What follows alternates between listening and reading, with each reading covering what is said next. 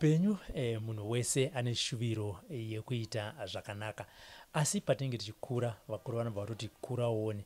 Izvi zvinotaura kuti unogona kusangana nechiedza, unogona kusangana zvakare nemiedzo yakasiyana siyana, upenyu hwako ukugumira panzira. Vamwe vachinge vasangana nematambudziko vanobva vati aiwa inini pangu papera. Asi vamwe vanoitirwa rombo rakanaka, Mwari agovaitira nyasha, vagotanga zvakare upenyu hutsva. Nhasi pane nyaya yatoda kuti titaure nezvayo yavanhadzi vakasanganawo nedambudziko mukati meupenyu hwavo, asi Mwari akavaitira nyasha. Tiri pano paprogram zita ndinonzi Robert Tafumani. Vanhadzi makadi? Tiri pano makadiwo. Kuri sei kwabviwa? Aiwa kunobviwa kuCheni. Anditika. Tichitarisa imimi kwamakakurira vanhadzi vangu, makakurira kupi? Ndakakurira muno muZimbabwe, ndaigara KwaChihota. KwaChihota papi papo? Kunonzi kwaMuda. Uko. Anditika. Mumhuri menyu makamburi vakomana vangani, vasikana vangani, baba namai vachiri vapenyu? Baba vakashaika, amai ndo vapenyu. Asi koma siblings mune makamira sei? Ndine hama dzakanyanya kuwandira kuna naamai. Kuna mai? Saka unati kwa baba venyu muri imimi chete here kana kuti mune vanin'ina nevakoma? Tiri inini nehanzvadzi yangu. Ndichitarisa vanhadzi, dambudziko renyu kana muchiri kurememba rakatanga sei uye rini? Okay, dambudziko rangu rakatanga 2021. Ndaigara kuSouth Africa, Cape Town. Ndobva ndatanga kutumirwa zvinhu everyday. Saka bva ndatanga kurwara ndiri. Kana muchiti ndaitumirwa zvinhu everyday, maitumirwa zvinhu zvinonzi zvii zvichibva kunani? Maitumirwa machocolates here? Maitumirwa hembe here? Alright.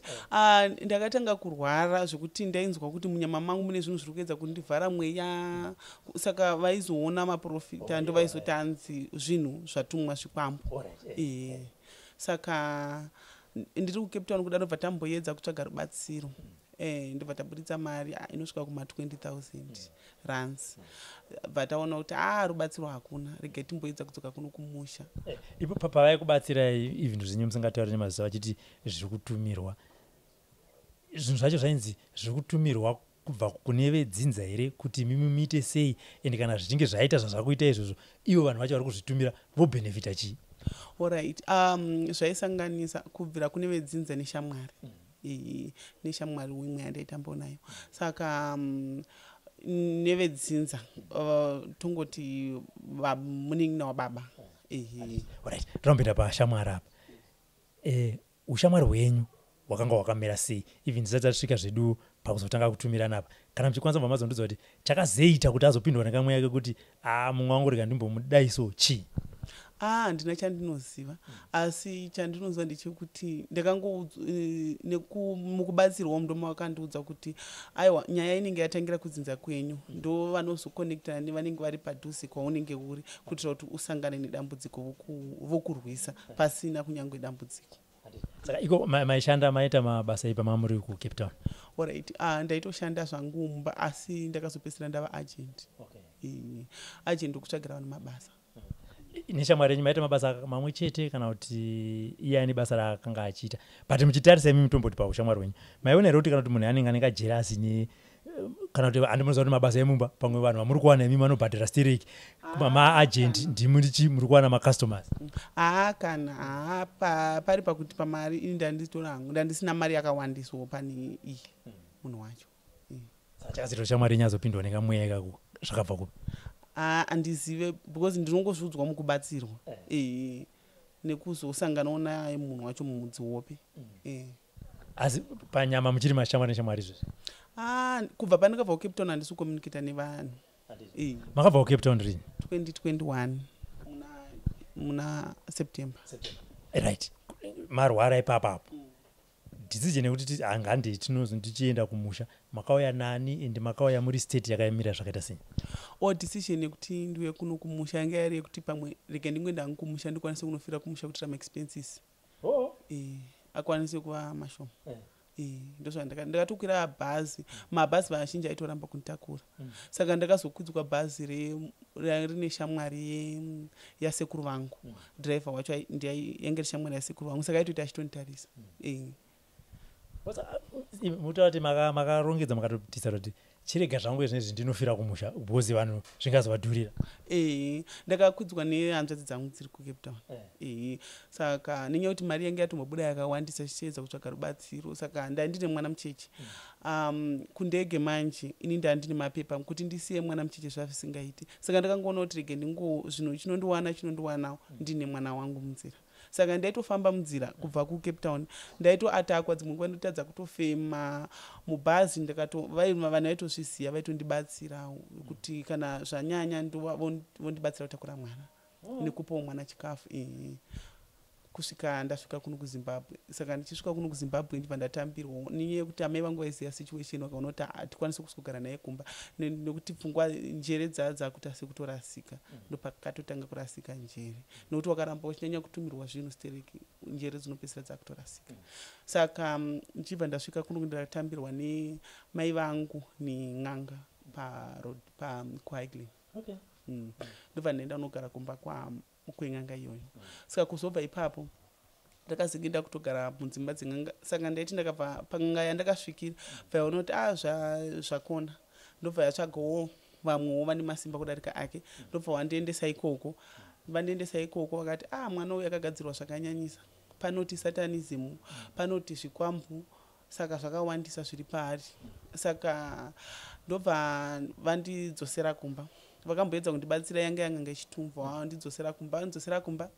Ndobva ndatanga kuteerera bhoshongora. Saka avaita akataura kuti kwaGogo Chihoro, ndobva ndaita sei ndomhanya ndoenda. Akataurawo n'anga yataura, ndobva ndaita sei ndomhanya ndoenda. Saka ndakatoenda ikoko n'anga zhinji, ndobva ndashayiwa rubatsiro. Asi dzese n'anga idzi dzaingosubata zvimwe chete zvokuri kubva zvinhu nevacho vari kukonzeresa. Zvese havaitobata asi rubatsiro ndorwanga rusipo zvavo. Vaiedza unoti vaiedzawo zvakuona n'anga murapwa uchada. Saka zvakazoitika pane imwe n'anga futi inotora paCTV apo, handingakwanisi kuzotora nezita. Vanogarawo kusaidhi rekumacheke uko. Ndobva vambonditorawo, ndobva ndaenda ikoko. Saka vanokwanisa kuona kuti zvinhu zviri apa zviri kubva kwakati. Ndobva vanditorawo, ndobva vati zvinhu kwazviri kubva izvika, kuna munhu anokwanisa kurapai kunze kwokunge taenda kunokumbira n'anga kwakatorwa zvinhu. Iya mainyu akanotora zvinhu ikoko. Saka totonokumbira n'anga iyoyo kuti ikwanise kubvisa zvinhu pamuri. Saka tibva takapinda munzira, n'anga yacho inogara kudhuze nekubhodha rekuMozambique. Ndobva takumbira, vatapinda munzira, vataenda ikoko, vatasvika. Tichingosvika tisina chatotaura, ndobva vatotudza munhu akaenda anotora zvinhu ikoko. Vatondaidza nezita rangu nemutopo wangu zvese, asi yange iri first time yangu kusvika ipapo. Ende takatoenda semhuri, hatina kuenda tega. Saka tatosvika ipapo ndopakazoti ningi wako baba wako ndivakazotora zvinhu panapa, saka ndovada kukuuraya. Saka inini handikwanisi kutambira mari iye ari kuda kuuraya nearuda kuurayiwa.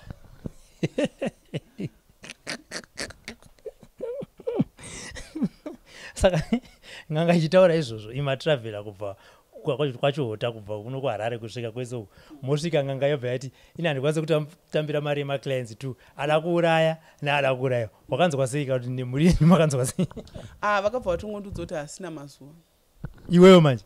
Ende zvese zvandainzwa nezvese nekuti ndakapedza ndakutenge ndabayiwa apa pachesti kutenge pane pfumo rinobuda nekunze. Aitozvitaura zvese kuti mwana uyu ane zvakadai. Uye akabva atotira kuti pane shamwari yake futi yakamira yakadai.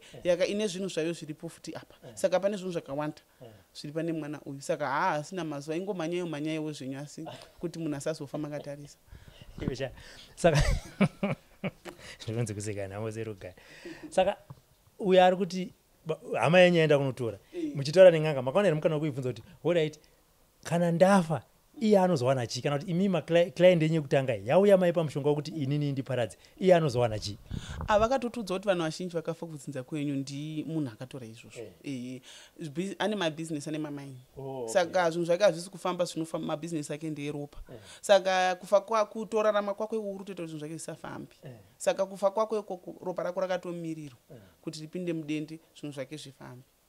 Saka wakadi kuti alright, ini manditi mimi ndinoda kuurayiwa, saka hamukwanisi kutora keshi yangu. Wakadi kuti chindipewo zvangu zvikwambo ndinoitawo business kusaidu. unobvunza zvikwambo usingatokwanise kufamba uchitorwara zvibatsire. Ndakatoona futi kuti inini hangu ndiri munhu anovimba naMwari, ndaingozoti Mwari kana vanondirwira ende munamato wangu wangori kuti Mwari kana muri makandisika chandiri kuramba ndechekuti ndiparadzwe nekuda kwezvikwambo. Ndinoziva kuti you make a way for me. Imbota masvika pang'anga yeyo makaona paine vanhu here maclients ada kutoromba kana kuti makaona pakamira sei ipapo? Paitova nemaclients aitoromba nevanhu vanenge vaitonyoswa mazita anenge like anti vanhu vazhinji kana achinoromba anonyora mazita evanhu vopinzwa mari. Saka kana zita rako rapamusoro ndiunenge wakufa, like rangu ndiranga riri pamusoro ipapo, saka ndindafanira kufa. Saka paitwa nevanhu vakawanda vaitouya vachibatsirwa vakawanda mbinga vakawandisa.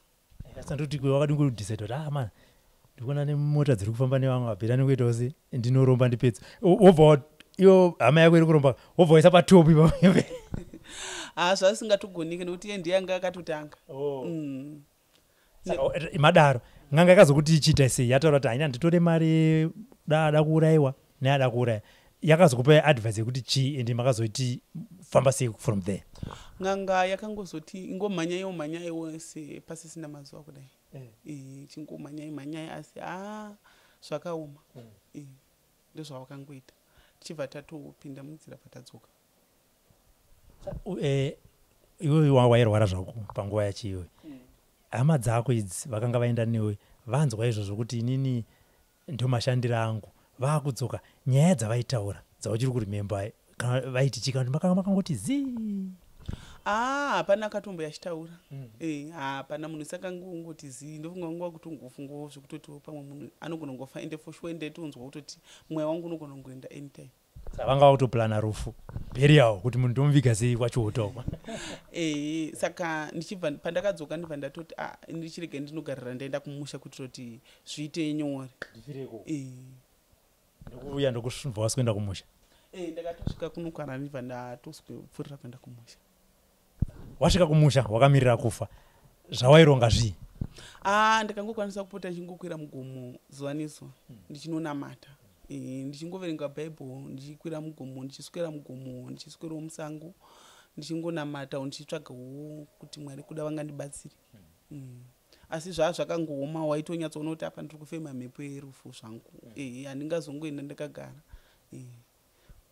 Waitonokumbira kuti Mwari kana ndakakutadzirewo chindiregerai semunhu atoudzwa mazuva ake. Saka zvawaiti Mwari ndakakutadzirai izvi timbuzwa. Munamato wangu wari wongoti hongu vanhu vari kutitira ndinofa, asi imi Mwari kana makati ndinorarama, imimi you make a way for me. Ndozvandaingonamata uye ndaingoramba kuti ndiurayiwe nezvikwambo nekuti ini handina chandakambobata. Saka wakazoita sei manje kuti tizosvika pazuva rekuti nhasi iwewe neni takagara mazuva ako anga wapiwa nen'anga yaya apfuura, pazuva ranhasi wanga waitoti utoronga kuti wada kutodzokera futi kuCape Town? Chii chakazoitika ipapo? Alright, zvadaro ndakazonzwa imwe nyaya yevana vairumwa nezvinhu vekudizeti vaitobuda bhoshongo raitodaidzira achitsvaga rubatsiro kuti vana ava vari kudya havasi kuguta, vana vari kuona nyoka, vari kurumwa pari kusara pakatodhinda mazino enyoka chichi, achitsvaga rubatsiro. Saka ndichibva ndatoti munhu anokwanisa kubatsira vana ava kava ndiye anokwanisa kundibatsira nekuti zvinhu zviri kuitika pavariwo zvakawanda sezviri kuitika pandiri. Saka ndakafollowa nyaya iyo yakaita 2 weeks achidaidzira kudzimara ndazonzwa kunzi vanhu vaya vabatsirwa, asi munhu wacho avabatsira achazotaura paredhiyo. Ndibva ndatogara nguva dzabhoshongo randaitogara ndine peni nebepa ndichitoda kunyora nhamba dzemunhu wacho. Saka pandakanzwa kuti ndiprofeti kuda kwaShe Jose, ndichibva ndatokumbira mari kuti ndiuye kuzovaona. Saka ndanzwa nhamba dzavo ndakabva ndafona nekuti hatisisina mari. N'anga dzese dzatakaendera mari yacho inosvika kuma8 to 10,000 US yatakashandisa, nekuti wakaenda apa vanokuti 600, wakaenda apa unonzi 800, wakaenda apa unonzi, asi kana vaona dambudziko ratadza kupera vakudzoseri vanongo mari yavanototanga vachaja vasati atanga kubatsira. Saka pandakanzwawo nezvaprofeti kuda kwaShe Jose ndichibva ndati rege ndichimboendawo, asi zvanga zvakaoma nekuti ndainyatsonzwa kuti mweya wangu waimbotoblokwa zvekuti ndaitadza kana kufema dzimweni dzenguva. Saka uye ndemboti ikoko ndomboenda kumaprofita asi vaingoti uchisvika ingoti tiri kuona nyoka mauri tiri kuona nyoka ende for sure ndairota nyoka ichipinda mandiri saka ndaitonzwa kuti yakapinda mandiri inotanga kuzvonyongoka saka ndo yange iri satanism yacho kwozoitawo zvikwambo zvichitoone zvazvo nyoka ndo yaishandiswa as satanism weapon yemasatanism. Sata wasvika pakubatsirwa na Prophet Jose uyu shamwari yako ndiani aikunzi ndiye akakupinzisa musatanism handiti aishandisa satanism kuda kundiuraya havana kundipinza musatanism kana ivo baba vainzi vanoshandisa satanism futi vozoita zvikwambo kuti vaita sevandirwise nazvo. Saka uyu shamwari yako uyu ane mabhizinesi amaenyi ichiita zvairi kuita ichiita mari kushamwari yako chaizobhenefita pakurwara kwako neropa rako vaitaura vaiti chii? Vanhu vacho vese vanga nemabhizinesi. But ndopandotaura kuti iwe uyu ane bhizinesi ari kuita mari shamwari yako ari kuita mari iwe chekuti sakuenda unoromba woita mari chii? Aiwa handirombi nekuti handirombi aiwa hakwandiri hazvibhenefite kufa kwemunhu kuti ini ndorarama ndichichifara hazvibatsiri nekuti munhu iye anogona kunge asiya vana vanofa vosara vachitambura saka handina chandinokwanisa kubhenefita ipapo. Wati iwewo ndobva wanhamba dzaProphet kuda kwaChijose dzakabva dzataurwa ndobva wanyora ndobva wafona pamakafona nemunhu wamakataurana naye makataurana kuti chii kuti uzosvika pazuva rekuti unamatirwe neman of God? Ndakatirana vanonzi Pastor Kero ndobva ndavatsanangurira dambudziko rangu kuti ndiri kurwara dzimwe nguva ndotobhulokwa mweya ndinotonzwa nyoka ichipinda mandiri ndinorohwa nezvinhu every day. Pastor Kero vakati no problem dambudziko renyu rinopera ndikati panoda kubhadharwa here vakati aiwa hamuna chamunobhadhara asi munotanga mauya kuchechi mubhuka. Saka ndakazononoka kusvika kuchechi ndichibva ndataura nevamwe pastor Manongwa ndikati ndanonoka kusvika kuchechi kwainaya nguva yacho saka motikari yakanyura yandatauya nayo saka ndobva ndavafonera kuti ndatomunzira saka ndoda kuti mundibhukewo ndatadza kuti asi kusvika nenguva vachibva vati alright ndavatsanangura dambudziko rangu vachibva vandibhuka overseer Manongwa vacho then musi weTuesday wacho ndibva ndasvika ndikatosvika vaudza kuti ndini ndakabhuka kumaoffices kuma 1-on-1. Masvika chichakazoitika ipapo ndopada kunzwa kuti makasvika mukaswa mabatirwo amaitwa kunganga here senge makaswa bhadharewo ma600 kana ma1000 makasvika ipapo ndobva zvafambiswa sei kuti muzoonana neman of God power yavanoti iwo 1-on-1? Ndakasvika zvichikwadi paiva nevanhu vakawanda vaida kubatsirwa saka ndakangosvikawo ndibva ndatogarawo kusvikawo munhu waMwari asvikawo kuma99 saka ndopavakatanga kuita kutsanangura nhoroondo yeupenyu hwavo vachibva vatanga kunamatira vanhu asi vasati vatanga kunamatira vanhu pavaitsanangura nhoroondo yeupenyu hwavo vakangoti ndakagarawo nechekumberi vakabva vati pane mweya worufu uri pana pane mweya wemochari vachibva vasumudza ruoko kwandiri kusaidi kwadanga ndakagara ndobva ndatanga kunzwa kutsva ndobva ndokutanga kumanifesta kwandakatanga kuita ipapo saka semunhu akanga azoenda ndega nokuti hama dzaadzaneta nekufambawo nini saka handisi kuzoziva kuti chii chakaitika asi vakwa nemaashasi ndo akaziva kuti chii chaitaurikawo semunhu airwara nepfungwa dzimweni dzenguva zvaitika kana zvakanyanyisa handaizoziva kuti zviri kufamba sei asi kana zviri nani ndechingoona kuti majuraho ari kupidiguka ndechingoonawo asi ndichingoona kuti aiwa zvinhu izvi kurwiswa kwandiri kuitwa. Saka Prophet vakabva vazotazoenda kuma 1-on-1 havana chavakakwanisa kutira nei ndofunga vakatoona kuti munhu wandikutira naye uyu zvakatomomera saka vakangotanga kundinamatira handina kutombonamatirwa kwenguva yaitori more than 5 minutes vakati come back with a testimony saka next week next week havana kunamata kwenguva refu sekutaura kwawaita ndobva wanzi come back next time with a testimony nekamunamato kwawakapiwa rikati nyatsochakadikisi chaizvo handiti because unoziva kuti isusu tajaira panyama pedapa kuti kana waenda Prophet vanofanira kujamba vagoti faya vagodai zvokuti unoziva kuti nhasi ndaita ndanamatirwa izvo zvainoo kuti zvinokudza kana faith yemunhu unoziva kuti nhasika ende pandiri unoziva kuti havaswera vandidaiso vakadaiso but iwe wangona kamunamato kwawakanamatirwa nepawakanga uri wakanzwa sei nekamunamato ikako? nekuti pavakanamata ndakatonzwa kuti mwiri wangu wasununguka since wainge wakabatwa zvakanyanyisa. Saka ndanga ndatoziva kuti aiwa uyu munhu waMwari. Ndichienda kumba ende ndandisarari zvekuti dzimwe nguva ndenzwa mwoyo wangu ngowa kuenda, dzimwe nguva zvanga zvakawandisa zvaitika, asi musiwo vakatonditi kubva nhasi wakurara. Ndichibva ndatoenda kumba ndobva vanhu vakatoshamisika kazviona zvechokwadi ndarara kwatoedza ndisina kutombonetsa vanhu kana kudini. Ndikutoona andatomuka dzungu raindanyanyonzwa kuvhiringidzwa musoro ndikutonzwa zvinhu zvatodzikira ndikati saka ini ndakutoenda kuchechi ikoko. Wasvika aino kuti hama dzanga dzaneta handiti wadzokera ikoko wasvika makasvikogara kakamana namai tunyaya twamanga makutaura vachibvunza kuti wafamba sei wadi chi waipindura uchiti chi vachibvunzisa mubvunzo yavaibvunza. Hapana munhu akatombobvunza nekuti vanhu vakangoti kwakungofambo zvake dzave nharu, asi vakatozoshamisika nekupora kuti iwo zvechokwadi munhu yake anobatsira munhu kwaakaenda anobatsira ndopakazotanga kutsvaga zvemadetails. Hapana akatombondibvunza vanhu vakangoti mhino kwaabva ikoko as long as adzoka ndotoaichira kuti pamwe zvinogona kuzotoita wesi saka vaitoti izvi abuda akafira ikoko mari yekutaura chinhu icho tozochiona kupi siri kumutigara panapa. Chokwadi ndozvanga zvavepo. Saka amai vachiona change yakanga yakuitika mukati meupenyu hwako vakatanga kutaura kuti chini? Vakafara zvisingaite. Nehanzvadzi dzangu vanhu vanga vakatoshamisikawo kuti ndakutonyatsotaurawo zvakanaka, ndakutoswerawo ndega nekuti ndaiswera ndakatariswa kuti ndinogona kungobuda dzimwe nguva kana zvakwidza ndegona kutanga kuda kufamba. Hanzvadzi dzako ichimbonipa conversation yauchiri kurimemba wakuziva kuti haizvinezvi pfungwa dzako dzaita se dzadzokedzana. Munhu wavakakwidza mubhazi vachiti rege kana tinozongonzwa shoko kuti munhu akuchina makutanga machikuita kaconversation ikaikuratidza kuti no takuta se munhu iyoyo right. Maitaurana kuti chii nehanzvadzi dzako dziri kuCape Town? Vakatotangawo kuda kutoti endewo nemapictures edu. Hanzi chi? Endewo nemapictures edu tinamatirwe point of connection. Tipote chinamatirwa nemunhu waMwari ikoko ari kunamatirwa ikoko. Vamwe vakatouyawo kubva kuCape Town ikoko. Munhu waMwari patoti mane sefamily yenyu motoendawo kugomo nevamwe. Fatatoendawo kugomo nevamwe zvechokwadi izvo zvavo zviri kutofamba zviri kuita.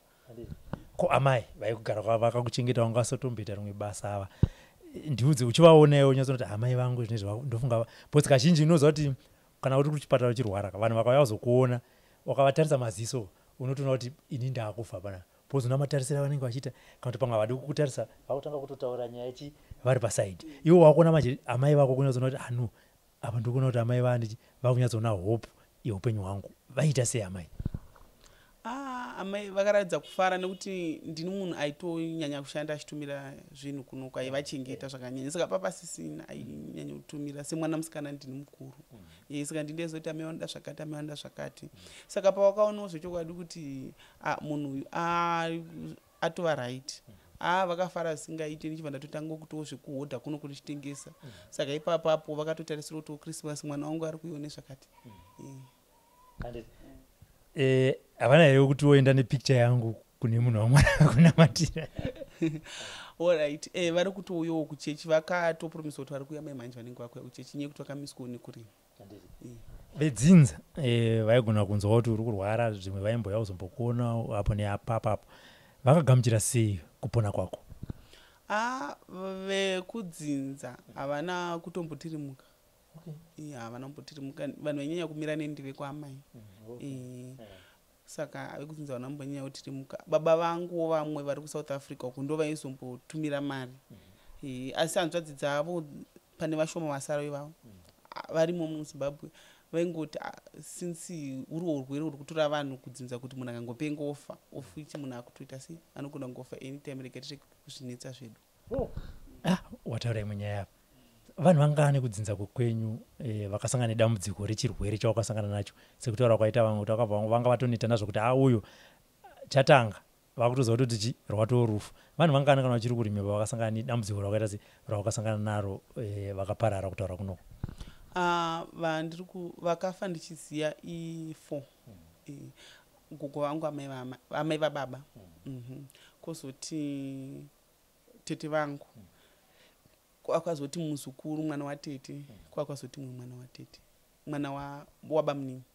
But zvino kana ivo vachiona transformation yakaitika mukati meupenyu hwako vachigamuchira sechirwere chedzinza chiri kupedza vanhu chapauriwa next but vari kuona zvinezvi uri kufamba wakutanga kutozviitira mabasa ako. havana here kuti nhaye hama yedu wakabatsirwa kupi, toenda kupi kuti mumwewo mukati medzinza asi pamwe palist kapa zita rako rabva rachekwa asi wararama kuti ari panext asati asasangana nedambudziko iroro?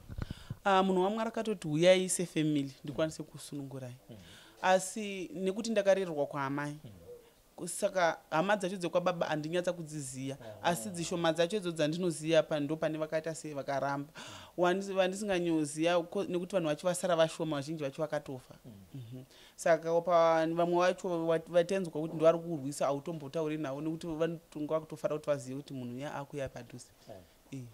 But kana vachiramba naye vanoramba vachiti chii? Chikonzero chavo hanzi ndezvei? Vanofanira kunge vanewo zvavo zvavanoziya wandizoziya. Alright, ngatichenda kushamwari yangu pachine communication kana even paairwara aimbokufonera achiti shamwari wapapi kunyange zvakari muridzi wezvinhu izvinezvi shoko rakasvika here kuti munhu iyoyo mupenyu ari kutofamba zvakaitodya kutokanganwa kuti aimborwara? Handina kana communication, handisitomboziva kuti zviri kufamba sei kuCape Town kwacho. Kuti achatozokuona uchitotaura kuti ndiye munhu iyoyo. Kudiwo Mwari vakatisanganiswa nerimwe remazuva. Mashoko aungada kutaura iwewe uchitarisa upenyu hwawakararama hanzvadzi nepawave pazuva ranhasi ndeyekuti chii? Mashoko andingada kutira ndeyekuti Mwari vane nyasha, ndesambofunga kuti kuda pamwe ndichararama, nekuti ndaitongoona kuti aya kundokutopera kwazvo. Kunyanya neurwere hwandakasangana nawo ndakazoona kuti kunamata chinhu chakakosha, nekuti hakuna gona rinokunda kunamata. Dai makona iwaya aiva ane simba akandiuraya, asi nyasha dzaMwari ndo dzakava neni. Saka ndave munamati, ndave munhu akutonamatawo. Saka ndongoda kutendawo Mwari. Ndazwa uchiti zvinhu zvehanzvadzi dzako wakaendawo nemapicture zvinenge zvatitambanukei? Aiwa, zvinenge zvatitambanukei, vamwe vakutoshandawo zvakanaka. Saka hapana here wedzinza wamakazonzwa futi kuti atanga kurwara nechirwere chawairwara nacho? Sofa ikoko chiri kuitika ndechekuti hatina communication futi nehama dzacho zhinji, kubva pane vamwe anatete vandakapiwa namba pandakavaudza kuti pavakaudzwa namama kuti uyai timbofamba tiri semhuri, pavakaramba hapana vakabva vatozongodilita namba vakati munhu ngaachizvionera nemhuri yake. Ndoda kuti mbondipa kapicture first day rawakauya uchiona kuti ndo profeti kuda kwashe Jose ava, wakavaona sei? Munhu waMwari ari so humble, and nekuona ndaiona vanhu vairwara vanga vakabatiranwa, ndikuona vanhu vari kutofamba, vanhu akanamatirwa akutotanga kutsvaga chikafu, ndikati ava ndingano vari kutorarama, vari kutosunungurwawo. Ndini ndaitose ndotosunungurwawo. Saka faith yangu yakasimba kubudikidzawo nevainamatirwawo before ini. Ndakabva ndatonzwawo kuti chokwadiwo muno muZimbabwe tine munhu ari kushandiswa zvechokwadi naMwari. Ende ndipandakaona kuti n'anga vanhuwo vakaita sesu vanongoshandiswawo nezvinenge zvichivashandisa, asi ava munhu ari kushandiswa naMwari, profeti kuda kwashe Jose. Pane munhu anogona kunge akatarisa paprogramu ineyi ari kusangana nematambudziko akasiyana siyana asi apererwa neupenyu, sewe wakapererwa wakakwirira bhazi ukatirika ndinofira zvangu KwaChihota, words of encouragement dzaungamupe pazuva ranhasi ndedzekuti chii? Kana ari muno muZimbabwe, kana ari kupi yangu even kunze South Africa, UK, whatever, akakwanisa kungokwira akakwanisa kuya akasangana nemunhu waMwari, aiwa anobatsirika.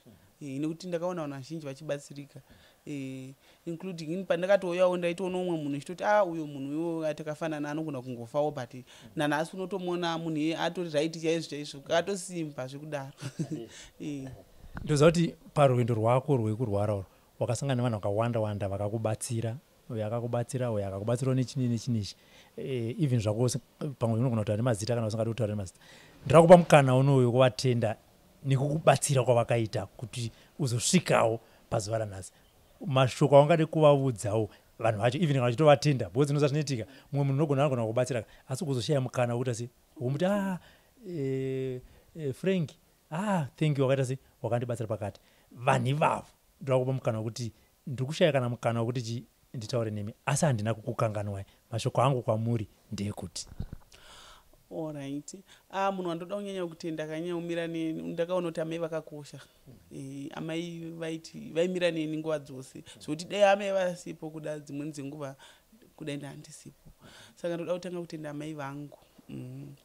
Mai vangu ndotenda munin'ina wangu Rumbidzai Pfurutsa, ndova ndatenda hanzvadzi dzangu Terenzi naGerald nasekuru vangu Bernard nemudzimai wacho nemukoma waamai vanogara kubudiriro nedzimwe hanzvadzi dzekwamai Nini vanonzi baba Nabiru. Ndozoda kuti ndione dzimwe shamwariwo shomo dzandakasarawo nemacontacts nadzo kuCape Town. Vamwe vanonzi Mairopa Midi vaindibatsirawo nekunditumirawo mari vachitumirawo chikafu chemwana. Tinotenda. Ko kuvanhu vekuchechi vakakubatsira mashoko auda kuvataura pazuva ranhasi ndeyekuti chii? Vanhu vekuchechi kwandakupinda ndinoda kuvatenda zvisingaiti kunyanya napasta Kero ana overseer Manungwa vaifona vachibvunza kuti nekuti vaiudzwa kunzi nyaya dzemacritical mufanwa kufona muchinzwa kuti vanhu zvakamira sei. Vaifona zvechokwadi votaura kuti kana kuri kuenda kugomo uyai kugomo zvechokwadi kuti tairarawo tiri mugomo imomo. Saka ndoda kuvatendawo mapastors ana overseer Manungwa ana overseer Katuka ana pastor Nemachena ana pastor Caroline nana overseer Muza ndisingakanganwe mama nababa Jose prophet and prophetess. Kurwara kwawakaita kwakakudzosera kumashure zvakaita sei muupenyu hwako? Ndakadzokera kumashure asi ndakatoona hangu kuti kudzokera kumashure uri mupenyuka zviri nani pane kuenda mberi uchizofa. Nekuti vamwe vakatotengawo dzimotikari nguva yandakamborwara iyoyi asi dzimweni dzenguva vakaita maaccident nadzo ende vanhu vazhinji vakafa nguva yandairwara inini nenguva yandazopora vanga vasingatomborwari. Vandinongozivawo sevanhu saka ndaitotariswa kuti ndo vanhu vapenyu ndisingatoziva kuti aiwa kurwara hakuzi kufa. Shuviro yako hanzvadzi tichipedza program ine ndeyekuti tichipedza gore kudai so upenyu hwako zvawakuronga izvinezvi kuti zvibudirire mukati meupenyu hwako ndezvipi? Ndiri kungotoronga kutowo mabhizinesi nekushandira Mwari zvakanyanyisa. Nguva yangu ndoda kuitora ndishandire Mwari zvakanyanyisa. Handi kune hama yako ine mabhizinesi ndo nzira ere yemabhizinesi yona? Aiwa akana aiwa mabhizinesi handizozotora nzira iyoyo ndakuda kushandiswa naMwari ndichinamata hongu asi ndichangotengesawo ndisino chandinacho ndinongoshandawo neminamata handishandi negona handishandi nemudzi. Tinotenda. Mainzwa testimony kubva kuna vanhadzadzi vakakwidzwa bhazi nehama kubva kuCape Town vanototaura kuti vamwe mabhazi vakanga vakutoramba vachiti munhu wenyu anogona kuzotifira tiri muroad. Mumwe mudhiraivha vakazoti aiwa inini regai ndite sei ndimutakure ndiende naye kuZimbabwe, asi vaiti vakatombofambisa bhazi vombotarisa kuti munhu uye achiri mupenyu here zvakare nevamwe vakanga mapassengers akanga ari mubhazi imomo. Hongu munogona kuzenge musingazosangana nemusikana ari pazuva ranhasi achitenda kuti aiwa makaita basa makanditarisawo maizondibatira mwana kana zvinhu zvichinge zvakwidza. Manzwa kuti paakabva kuCape Town akanga ati regai ndinofira kuZimbabwe, amai ndokutomutambira kuHighland nen'anga. Akatobva ipapo akanogara kumba kwen'anga akazoenda kwakawanda wanda akanobatsirwa akatoenda pan'anga yakatorwa mushonga wekuti amupfudze. N'anga ikati handitore mari kubva kuvanhu vaviri, kuclient yekutanga neclient yechi2 kuna kuti ada kuuraya neada kuurayiwa. Akatanga ndo wandoita se wandinotorera mari zvakanzi chitombofamba iwo asi mazuva ave mashoma. Vanzvadzi vakatosangana naprofeti kuda kwashe Jose ndo zvaita kuti pazuva ranhasi titaure navo vachitipa testimony. Kana uchibata paprogram ine yakupera kudai so just rewind and start all over again so that you can hear the full story. For now I say bye bye. My name is Robert Tafumane.